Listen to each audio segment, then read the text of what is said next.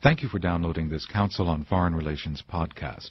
CFR is an independent national membership organization and nonpartisan research center. Good morning. My name is Lori Garrett, and you are here in the Council on Foreign Relations in New York. I am the Senior Fellow for Global Health here at the Council on Foreign Relations. With us today is a stellar group of scientists, analysts, journalists, and as usual at the Council on Foreign Relations, a highly diverse and intelligent audience.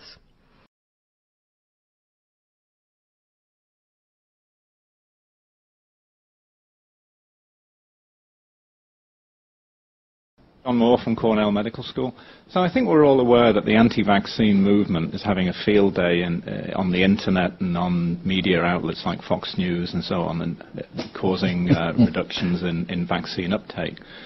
And it appears to be a pretty unholy alliance of the ultra-right and the ultra-left working together in a sort of Hitler-Stalin pact. And I'm not sure that we're countering these people very well.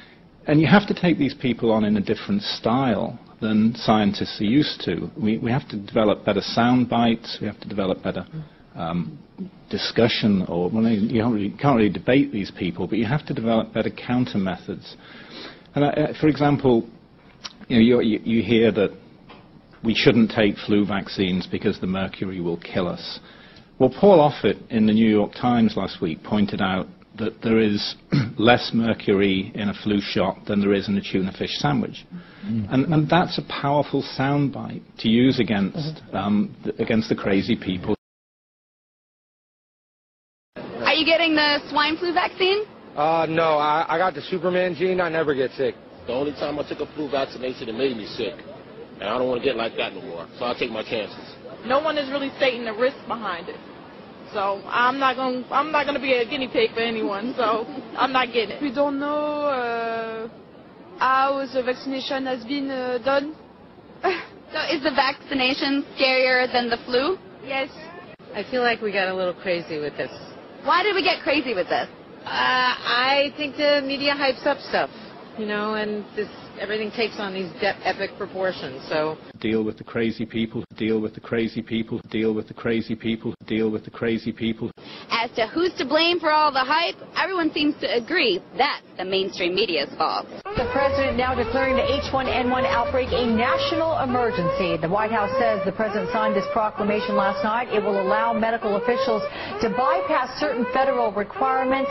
Some officials describe this move as being similar to a declaration ahead of a hurricane.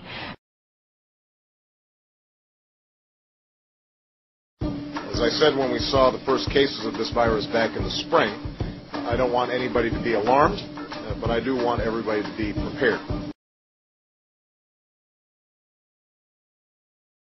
Despite being a not terribly dangerous virus in and of itself on a scale of influenza dangers.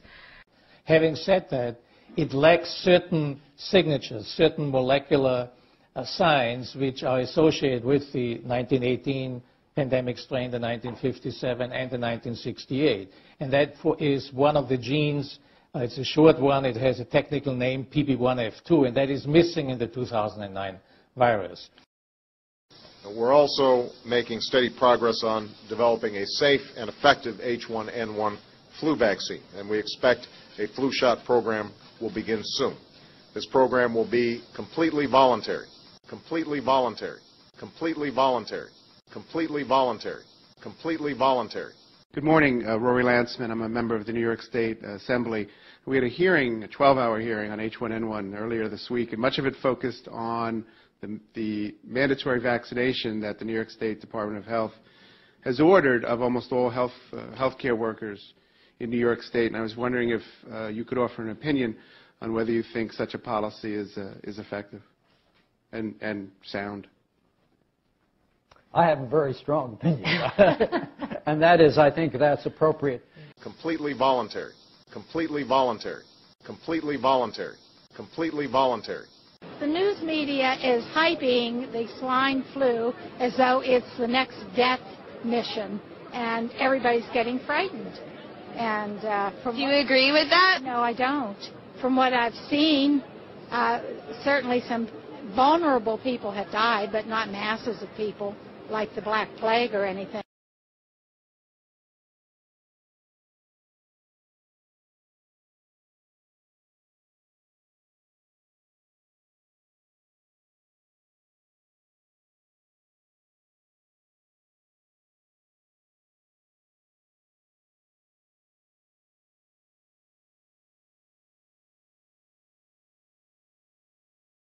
I think what would work better would be to say that there was a shortage and people tend to line up more for something that demands. We saw that there was one season where really people lined up all night to get a flu shot, and I mean.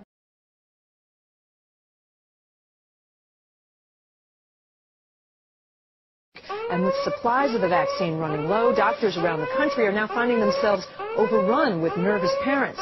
Here's ABC's Rachel Martin. For weeks, doctors' offices around the country have been fielding a flurry of phone calls. We do not have any of the h1n1 available at our office at this time. Telling patients the same thing. We are out of the flu shot vaccine right now. 8 a.m. the next day, Swanson is in the office calling patients to tell them the vaccine is in, but supplies won't last. And we need to protect Michael. He's going to be one of those kids that could end up in the hospital, and I don't think we want that. By 10 a.m., the waiting room is full. With the vaccine now in short supply, parents are lining up in doctors' offices like this one, hoping to get their questions answered and their kids vaccinated. I think what would work better would be to say that there was a shortage and people tend to line up more for something that demands. We saw that there was one season where really people lined up all night to get a flu shot, and I mean.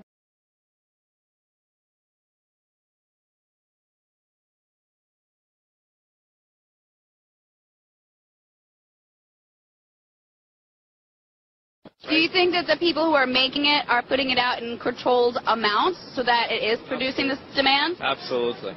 Absolutely. It's the drug companies that are making money at this. Who's making money at the end of the day?